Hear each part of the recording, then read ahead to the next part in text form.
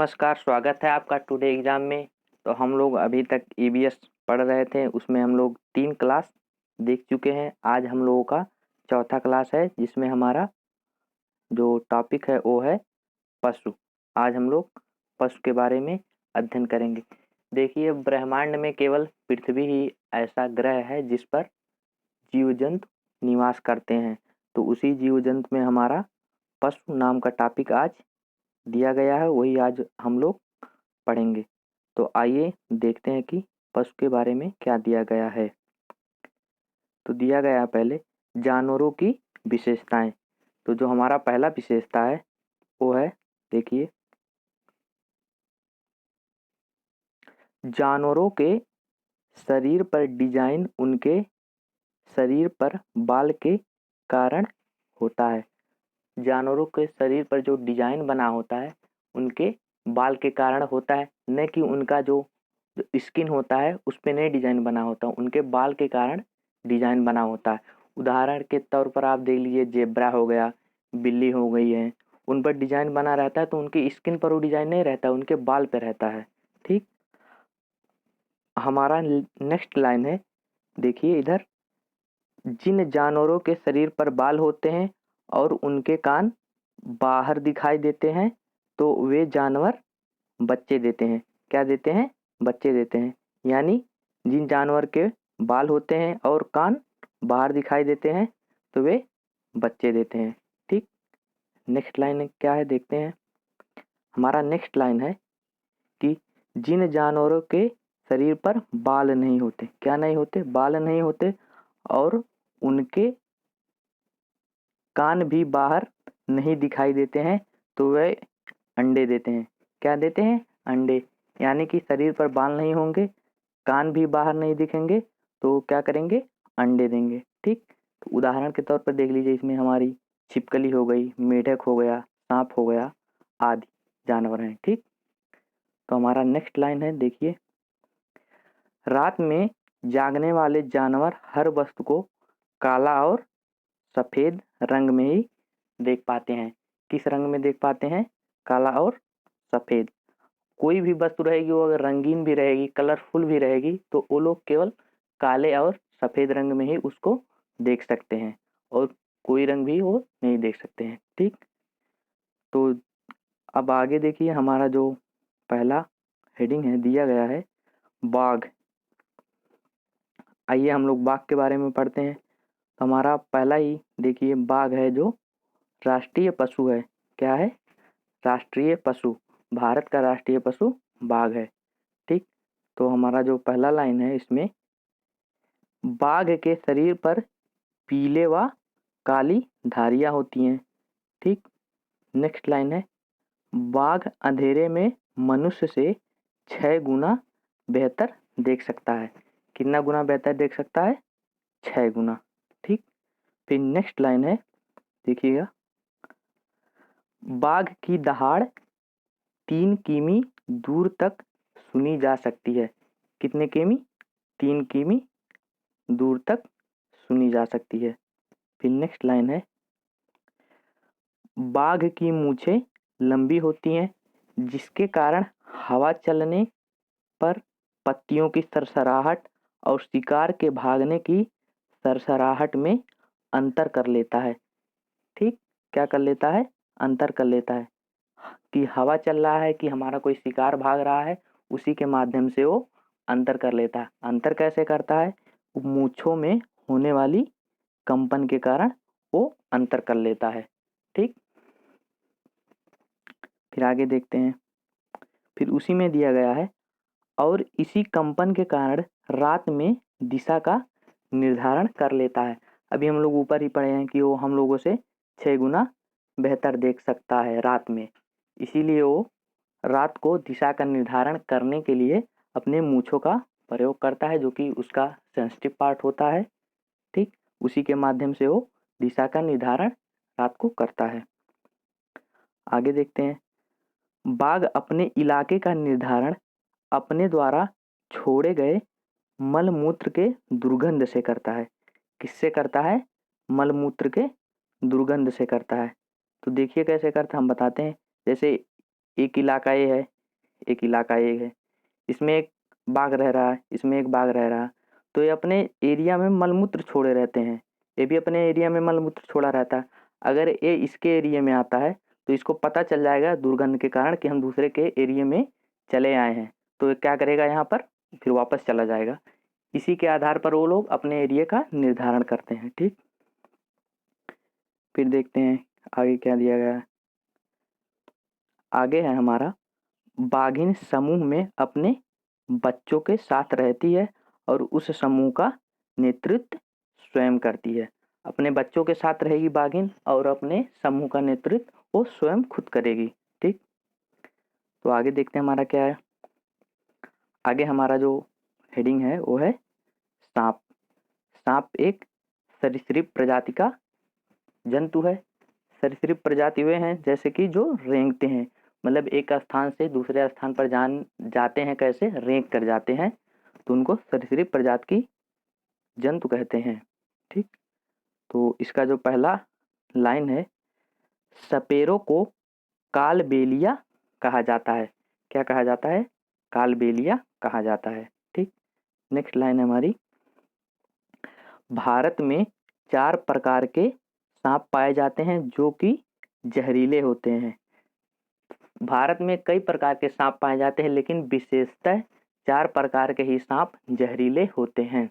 तो जो पहला सांप है जो जहरीले कैटेगरी में आता है वो है अफाई, दूसरा है दुबोइया या दुबैया, ये अलग अलग किताबों में कहीं दुबोइया लिखा है कहीं दुबैया लिखा है, तो कोई भी आएगा तो आप लोग देख लीजिएगा। फिर तीसरा जो सांप है करैत और चौथा जो है नाग। भारत में ही चारों सांप हैं जो विषैले होते हैं। ठीक, फिर हमारी अगली लाइन है, सांप के कान नहीं होते हैं। क्या नहीं होते हैं? कान नहीं होते हैं। वह कंपन के माध्यम से आवाज को सुनता है।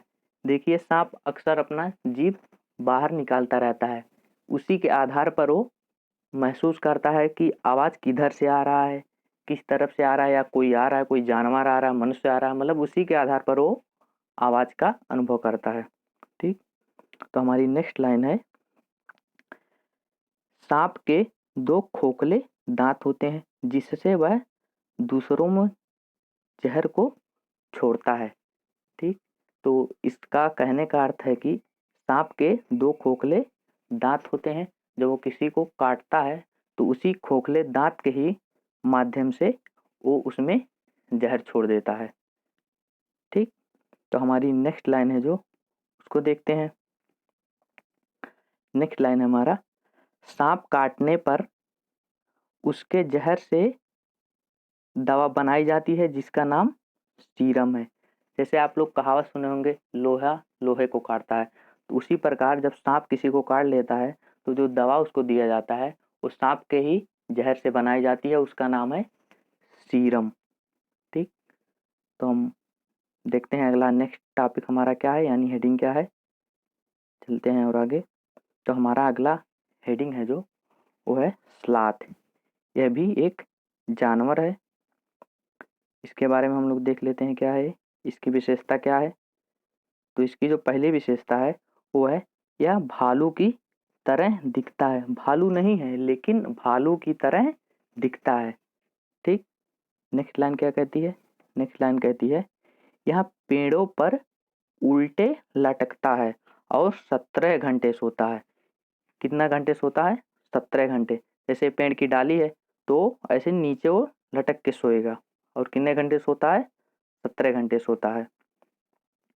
फिर इसकी अगली विशेषता क्या है देखते हैं, यह जिस पेड़ पर रहता है उसके पत्ती खाकर अपना जीवन यापन करता है। जिस पेड़ पर ये रहेगा उसी का पत्ती खाकर अपना जीवन यापन करता है। फिर नेक्स्ट लाइन देखते हैं,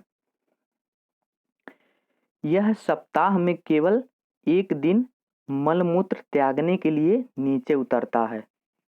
क्या? यह सप्ताह में केवल एक दिन मलमूत्र त्यागने के लिए नीचे उतरता है। हमें तो लग रहा है कि अगर इसको मलमूत्र न त्यागना हो तो ये नीचे ही नहीं उतरेगा। चलिए आगे लाइन देखते हैं क्या कहती है, यह अपने 40 वर्ष के जीवन काल केवल 8 पेड़ों पर व्यतीत कर देता है। इसका जो औसत जीवन काल होता है वह 40 वर्ष का होता है और ये 40 वर्ष में केवल 8 पेड़ों पर ही अपना व्यतीत कर देता है, 40 वर्ष जो अपना जीवन काल होता है। ठीक, तो इसके आगे हम बढ़ते हैं। इसमें देखिए सब केवल तथ्य हैं, सब रटने वाला है, इसमें ज़्यादा समझाने की ज़रूरत नहीं है, आप लोग को केवल रटना पड़ेगा ये। आगे हम देखते हैं, हाथी के बारे में पढ़ेंगे। जो हमारा हेडिंग है वो है हाथी। तो हाथी की जो पहली विशेषता है, यह भारत का विरासत पशु है। कौन सा पशु है? विरासत पशु। ठीक, नेक्स्ट लाइन है, हाथी गंदे पानी व कीचड़ में खेलना पसंद करते हैं। गंदे पानी व कीचड़ में खेलना पसंद करते हैं। ठीक, नेक्स्ट लाइन देखते हैं, हाथी का गर्भधारण काल 22 माह होता है। कितना होता है? 22 माह होता है। फिर आगे देखते हैं, अगली जो लाइन है उसमें कहा गया है, हाथी एक दिन में लगभग 100 किलोग्राम यानी 1 कुंटल पत्तियां खा जाता है। कितना खा जाता है? 1 कुंटल यानी 100 किलोग्राम। ठीक, तो हमारी जो नेक्स्ट लाइन है उसको देखते हैं, हाथी के बच्चे का वजन 200 किलोग्राम होता है। कितना होता है? 200 किलोग्राम। नेक्स्ट लाइन देखते हैं, हाथी सबसे कम सोने वाला जीव है। यह सबसे कम सोता है, यानी कि देखिए यहाँ पर दिया गया है केवल 2 से 4 घंटे सोता है यह। ठीक, तो इसकी जो अगली विशेषता है उसको हम देखते हैं। इसकी जो अगली विशेषता है दिया गया है, हाथियों के झुंड में केवल हथनियाँ व बच्चे ही रहते हैं। मतलब हथनियाँ रहेंगी और उनके बच्चे रहेंगे। फिर आगे दिया गया है, झुंड की सबसे बुजुर्ग हथनी को पूरे झुंड की नेता मानी जाती है। ठीक, जो उस झुंड में जो सबसे बुजुर्ग यानी जो सबसे एजेड हथनी होगी उसी को उस ग्रुप समूह का नेता या मुखिया माना जाता है। ठीक, तो हमारा जो नेक्स्ट लाइन है उसको देखते हैं। नेक्स्ट लाइन में कहा गया है, हाथी केवल 14-15 साल ही झुंड में रहते हैं, फिर वह झुंड छोड़कर अकेले रहते हैं। ठीक, मतलब जो हाथी के बच्चे हाथी होते हैं वो 14-15 साल केवल झुंड में रहेंगे, उसके बाद वह झुंड छोड़कर अकेले रहने लगते हैं। ठीक, तो हमारा जो अगला हेडिंग है उसके बारे में देखते हैं। जो अगला हेडिंग है हमारा वो है गिलहरी।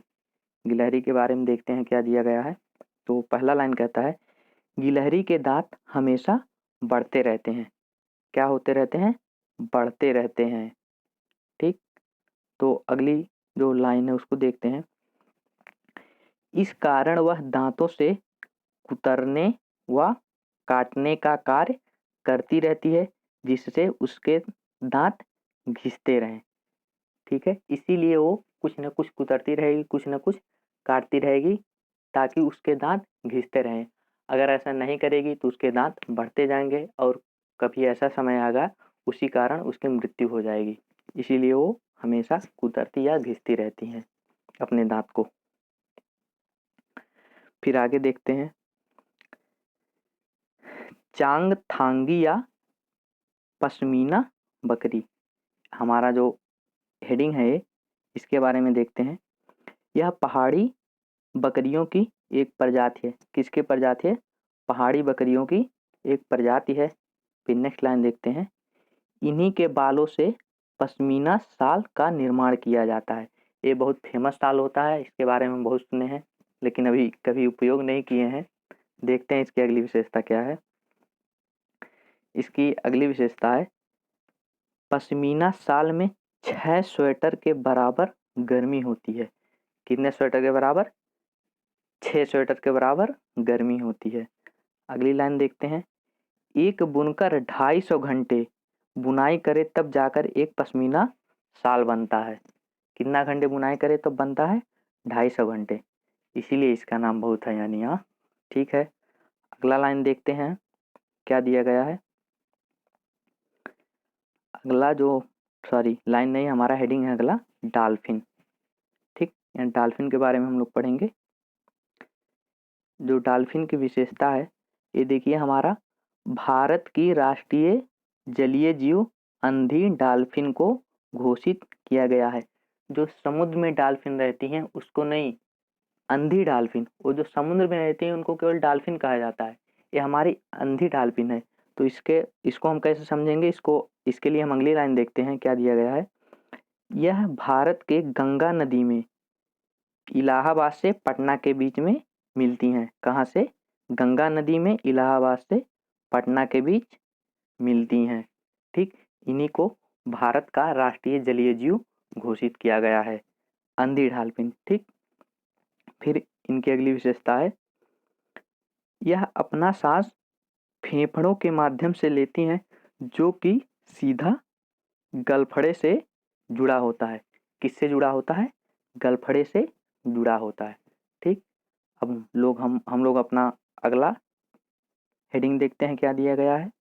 जो हमारा अगला हेडिंग है वो है केंचुआ। केंचुआ के बारे में आप लोग थोड़ा बहुत तो जानते होंगे, लेकिन देख लेते हैं यहाँ पर भी। केंचुआ को किसानों का मित्र कहा जाता है। बहुत फेमस लाइन है। क्या कहा जाता है? किसानों का मित्र। अब बात आती है क्यों क्यों कहा जाता है किसानों का मित्र? तो इसलिए कहा जाता है, देखिए यहाँ पर, केंचुआ मिट्टी को खाकर उसे भुरभुरा बना देता है, जिससे मिट्टी में ऑक्सीजन की मात्रा बढ़ जाती है और मिट्टी उपजाऊ हो जाती है। क्या हो जाती है? मिट्टी उपजाऊ हो जाती है।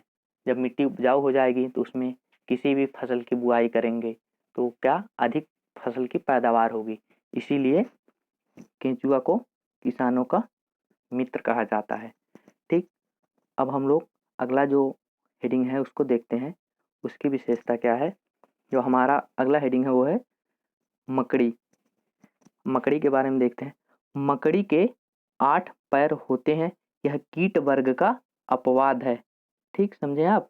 ये मकड़ी के कितने पैर होते हैं? 8 पैर होते हैं। और फिर अगला लाइन देखते हैं, जो इसकी विशेषता अगली है, मादा मकड़ी गर्भ धारण करने के पश्चात नर मकड़ी को तुरंत मार डालती है। क्या करती है?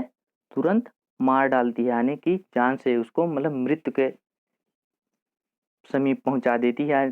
समीप क्या पहुंचा देती है, समझिए कि मार ही डालती है, उसका मृत्यु हो जाता है। पता नहीं क्यों मार डालती है, ये तो हमको भी नहीं पता है, लेकिन हम एनसीईआरटी बुक से देखे हैं, उसमें यही लिखा गया है कि वो मार डालती है। तो और आज हमारा यही था वीडियो। अब अगला वीडियो जो देखेंगे, जो सिलेबस है उसी के अनुसार जो अगला टॉपिक हुआ उसी को लेकर आएंगे। तब तक आप इस वीडियो को देखकर इस टॉपिक को बढ़िया से तैयार कर लीजिए। उसके बाद हम लोग कल मिलते हैं। आपको वीडियो कैसा लगा ज़रूर बताइएगा। धन्यवाद। जय हिंद, जय भारत।